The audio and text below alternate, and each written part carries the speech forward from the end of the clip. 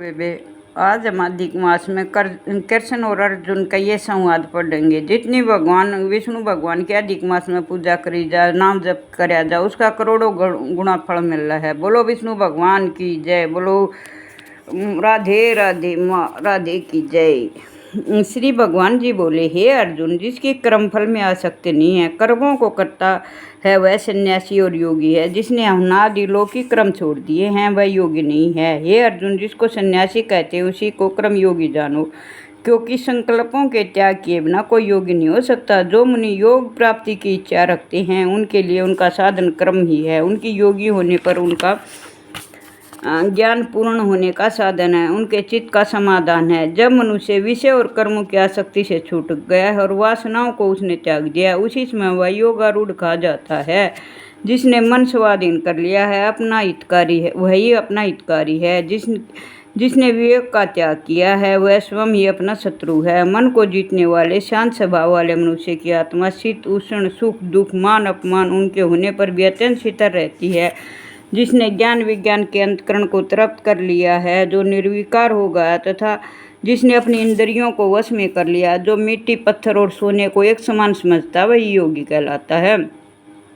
सुहृदय, मित्र, शत्रु, उदासीन, द्वेषी, मध्यस्थ, द्वेष करने योग्य, बंधु वर्ग, साधु और पापी, इन सब में जो समान दृष्टि रखता वही श्रेष्ठ है। योगी पुरुष को मन और आत्मा को अपने वश में करके वासना और समस्त प्रपंचों को त्याग कर एकाग्रचित्त होकर आसन बिछाकर, आसन न अधिक ऊंचा होना चाहिए न अधिक नीचा होना चाहिए, उसी पर मन को एकाग्रचित्त करके इंद्रियों को रोककर बैठना चाहिए और आत्म शुद्धि के लिए योग करना चाहिए। शरीर, मस्तक और गर्दन को सीधी रखना चाहिए। अचल होकर शिथिल हुए और अपनी नाक को अगले भाग को देखता हुआ सब दिशाओं से अपनी दृष्टि को हटाकर भय रहित होकर शांत चित्त से ब्रह्मचर्य व्रत का पालन कर मन को रोककर मुझ में लीन हो जाए, वही योगी कहलाता है। इसी प्रकार मन को वश में करने वाले योगी को निरंतर योगाभ्यास करते रहने से मुझ में रहने वाली अंत निवारण पद को प्राप्त हो जाता है। मेरे स्वरूप में लीन करने वाली शांति प्राप्त होती है। हे अर्जुन, जो अधिक भोजन खाता है, न तो अधिक भोजन खाता है, न ज़्यादा दिन उपवास करता है, न ज़्यादा सोता है, न ज़्यादा जागता है, उसको योग प्राप्त होता है। जो उपयुक्त आहार विहार करता है तथा कर्मों का योग रहित रीति से पालन करता है, जो यथा समय सोता है, जागता है, योग ऐसे पुरुष को दुख मिटा देता है तथा संयम को प्राप्त हुआ है। चित्त अपने आत्मा में स्थिर हो जाता है, सब कामनाओं से निवृत्त हो जाता है, तभी योगी मोक्ष पा जाता है। जिस प्रकार वायु रहित स्थान पर रखा हुआ दीपक चलायमान नहीं होता, उसी प्रकार योगी अपने चित्त को निश्चय रखकर उसका संयम करता है तथा अंतकरण की समाधि लगाता है। वह योगी समस्त पापों से छूट जाता है। जो ज़्यादा खाता है या बिल्कुल कम खाता है, जो ज़्यादा सोता रहता है या ज़्यादा जागता रहता है, वह योगी नहीं कहलाता। परम सुख को पा लेता है, जो ब्रह्मा के संयोग से प्राप्त होता है। जिसका मन योग में स्थिर हो गया, उसकी दृष्टि में स्रोत समान हो जाती हैं। वह सब प्राणियों में अपने को और अपने में सब प्राणियों को देखता है।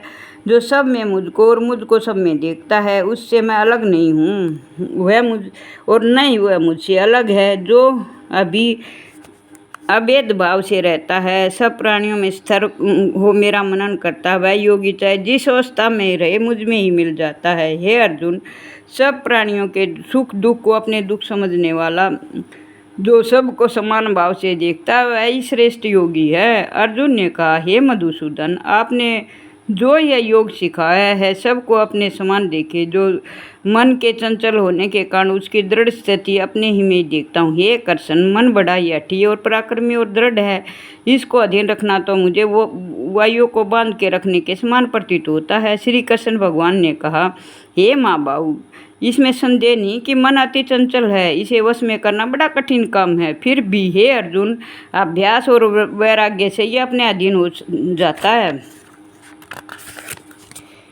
जय श्री की जय श्री।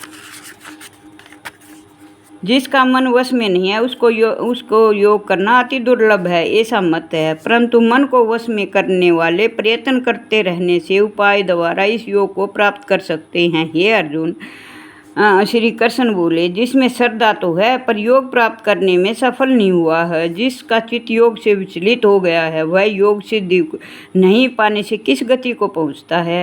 हे महाबाहु, जिसका पहला आश्रय भी गया और ब्रह्मा प्राप्ति भी नहीं हुआ, दोनों ओर से भ्रष्ट होकर विच्छिन्न मेघ के समान नष्ट तो नहीं हो जाता।